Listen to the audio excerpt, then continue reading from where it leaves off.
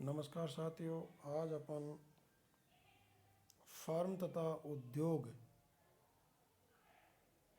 के साम्य की चर्चा करेंगे। और फर्म एवं उद्योग के संतुलन का अध्ययन करने से पहले पहले फर्म के आय वक्र के बारे में चर्चा करेंगे, और जिसमें है T R, A R, M R. T R क्या होता है? टोटल रेवेन्यू, यानी कि कुल आय। और एवरेज रेवेन्यू, ए आर क्या होता है? एवरेज रेवेन्यू होता है, औसत आय होती है। और एम आर क्या होती है? मार्जिनल रेवेन्यू, यानी कि सीमांत आय होती है। तो सबसे पहले टोटल रेवेन्यू यानी कि कुल आय का अध्ययन अपन करेंगे। देखिए, एक फर्म अपने माल की विभिन्न इकाइयों को बेचकर जो आय प्राप्त करती है उसे कुल आय टी आर के नाम से जाना जाता है। और औसत आय क्या होती है? यानी कि कुल आय में वस्तु की इकाइयों का भाग देने से प्राप्त जो आय है उसको औसत आय ए आर के नाम से जाना जाता है। औसत आय को कीमत भी कहते हैं। और एम आर क्या होती है? एम आर होती है सीमांत आय, मार्जिनल रेवेन्यू, सीमांत आय। यानी कि वस्तु की एक अतिरिक्त इकाई बेचने से कुल आय में जो परिवर्तन होता है, कुल आय में जो वृद्धि होती है, उसको सीमांत आय एम आर के नाम से जाना जाता है। अब आप आइए कि फर्म के संतुलन के लिए अपन कुछ मान्यताएं लेके चलते हैं। तो पहली मान्यता है कि फर्म का जो मुख्य उद्देश्य होता है वो क्या है? कि लाभ को अधिकतम करना होता है। दूसरा क्या है? कि लागत को न्यूनतम करना होता है। और एक उस वस्तु का उत्पादन करना। साधनों की कीमतों को यहाँ अपन स्थिर मान करके चलते हैं। और साधनों की कार्य कुशलता है वो एक सी होती है, अर्थात साधनों की कार्य कुशलता का एक सा होना आदि अपन मान्यताओं को लेकर के चलते हैं। तो सबसे पहले क्या करेंगे कि फर्म का साम्य लेते हैं, फिर उद्योग का साम्य लेंगे। तो देखिए, फर्म का जो साम्य है, इस पहले अपन अल्पकालीन साम्य को लेते हैं। तो फर्म का अल्पकालीन साम्य का अध्ययन अपन दो तरीके से करते हैं, टी आर व एस टी सी वक्रों के द्वारा, और एक है एम आर और एस एम सी वक्रों के द्वारा। तो पहले अपन टी आर और एस टी सी वक्रों द्वारा देखते हैं। यानी कि टी आर व एस टी सी वक्रों के द्वारा, यानी कि अधिकतम लाभ उस बिंदु पर होगा, फर्म को अधिकतम लाभ उस बिंदु पर होगा जहाँ टी आर और एस टी सी के बीच की उदग्र दूरी सर्वाधिक हो, अर्थात T R is greater than S T C, तथा एस टी सी पर खींची गई स्पर्श रेखा टी आर के समानांतर हो। इसका डायग्राम के आधार पर भी अपन देख सकते हैं। अब देखिए, आप दूसरा था जो साम्य की जो शर्तें हैं एम आर और एस एम सी के द्वारा, वो साम्य की शर्तें हैं। यहाँ अपन अल्पकालीन तीन साम्य की शर्तें लेते हैं, जिनमें पहली है P equal to S M C, यानी कि कीमत है वो अल्पकालीन सीमांत लागत के बराबर हो।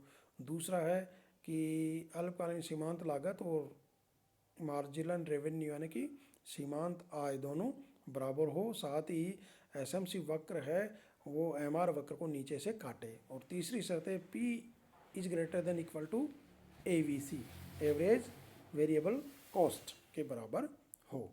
ये थी आपकी अल्पकालीन साम्य की। और अब देखिए, फर्म का दीर्घकालीन साम्य ले लीजिए आप। फर्म का दीर्घकालीन साम्य का मतलब है कि दीर्घकाल में क्या होता है कि असामान्य लाभ होने पर नई फर्मों का प्रवेश संभव है बाजार में। हानि होने पर कुछ फर्में बाजार से बहिर्गमन कर जाती है। और दीर्घकाल में यानी कि फर्म को केवल सामान्य लाभ ही होता है। और यहाँ पर जो साम्य की शर्त होगी वो क्या है कि P equal to minimum L A सी।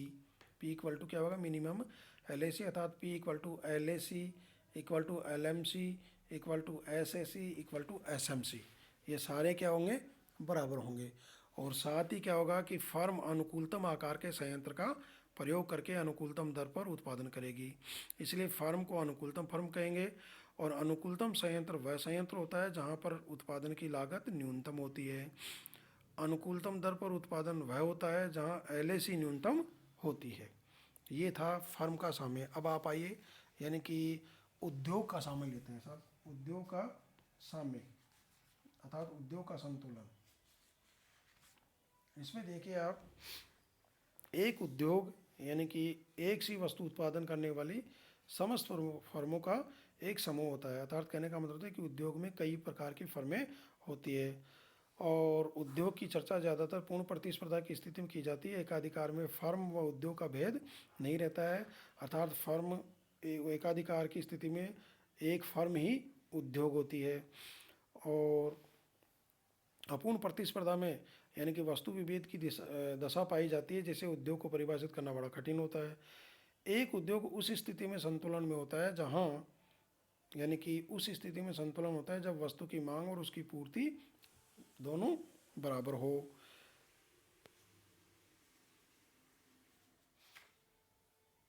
यानी कि यहाँ पर अपन पूर्ण प्रतिस्पर्धा की स्थिति में अल्पकाल और दीर्घकाल में उद्योग के संतुलन पर अपन चर्चा कर सकते हैं।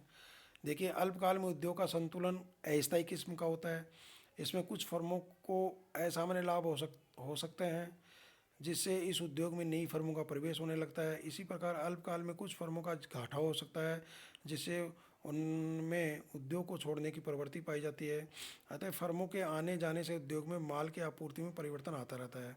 लेकिन दीर्घकाल में सभी प्रकार के समायोजन पूरे हो जाते हैं, जिससे फर्मों का आना जाना बंद हो जाता है और उद्योग में कायम रहने वाली फर्मों को केवल सामान्य लाभ ही मिलता है। दीर्घकाल में यानी कि पूर्ण प्रतिस्पर्धा में उद्योग में स्थायी किस्म का संतुलन स्थापित हो जाता है और एकाधिकारात्मक जो प्रतिस्पर्धा है उसमें उद्योग के संतुलन की जगह समूह संतुलन की चर्चा, ग्रुप इक्विलिब्रियम की चर्चा अपन करते हैं। इन सब का अध्ययन गहन अध्ययन है, अगले वाले चैप्टर में आएंगे जब अपन बाजार या विभिन्न बाजार स्थितियों में फर्म के सामने और उद्योग के सामने की जब अपन चर्चा करेंगे तो वहाँ पर इन सारी चीज़ों का एक्सप्लेन और अच्छी तरह कर दिया जाएगा। तो ये था फर्म तथा उद्योग के का संतुलन। इसको अपन एक डायग्राम के आधार पर भी दर्शा सकते हैं, जिसका डायग्राम आपको ई कंटेंट के माध्यम से उपलब्ध करा दिया जाएगा।